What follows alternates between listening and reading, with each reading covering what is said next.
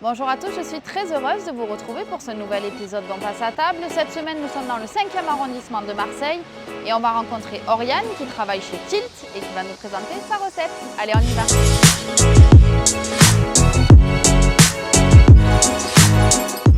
Bonjour Oriane! Et salut Agathe, bienvenue! Merci! Qu'est-ce que vous allez nous préparer aujourd'hui? Alors aujourd'hui, on va faire un croustillant de butternut, épinards et feta, accompagné d'une purée de chou-fleur au tahini et d'une salade d'herbes fraîches. Je peux venir avec vous? Allez, c'est parti!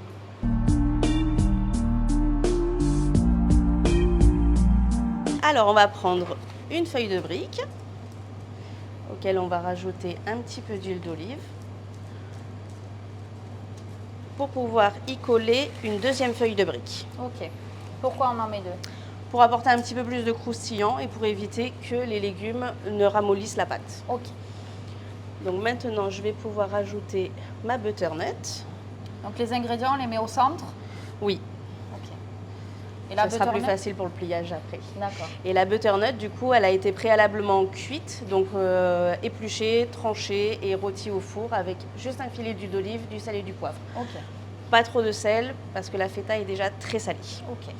Donc maintenant, je vais pouvoir rajouter mon mélange d'épinards que j'ai fait tomber à l'huile d'olive dans une poêle, mélangé avec de la feta, du citron confit et des épices za'atar. Ok. Voilà. La feta, on peut la mettre au début de la cuisson? Ou il faut la mettre un peu après? Il faut la mettre après et bien égoutter les épinards aussi. D'accord. Maintenant, je vais pouvoir rouler ma feuille de brique, mon petit croustillant. Donc en commençant par le bas, je rabats les côtés. Je rajoute un petit peu d'huile d'olive pour pouvoir coller tout ça. Et je termine de rouler. Et voilà. Parfait. Donc maintenant aussi, pour la présentation, on peut y rajouter un petit peu d'huile d'olive avant de passer au four et quelques épices za'atar.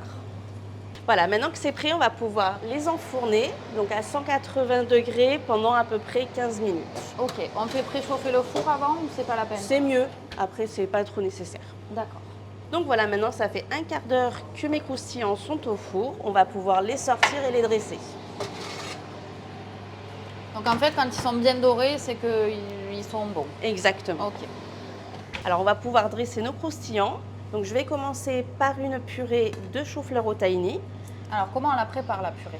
Alors tout simplement, on cuit nos choux-fleurs dans de l'eau avec du sel ou un bouillon de cubord. D'accord. Ensuite mixé avec un petit peu de crème fraîche et du tahini, donc de la pâte de sésame, tout simplement, et rectifier l'assaisonnement. Ok. Donc maintenant, on va pouvoir y rajouter une petite salade d'herbes. Donc aujourd'hui, ça sera de la roquette. Hop. Avec un petit mélange d'herbes. Alors là, les herbes, vous les ajoutez un peu au dernier moment. Oui.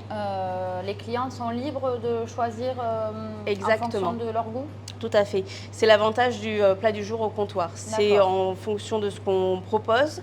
On peut adapter à la clientèle en fonction de leurs allergies ou de leurs préférences. D'accord. Donc j'ai rajouté donc de la ciboulette, du persil, de la menthe et de la coriandre. Voilà. Je vais rajouter mon petit croustillant. Et on va terminer avec une petite note de fraîcheur, de la grenade. Et voilà, c'est terminé. Le croustillant butternut, feta et épinards. Merci beaucoup. Merci à toi.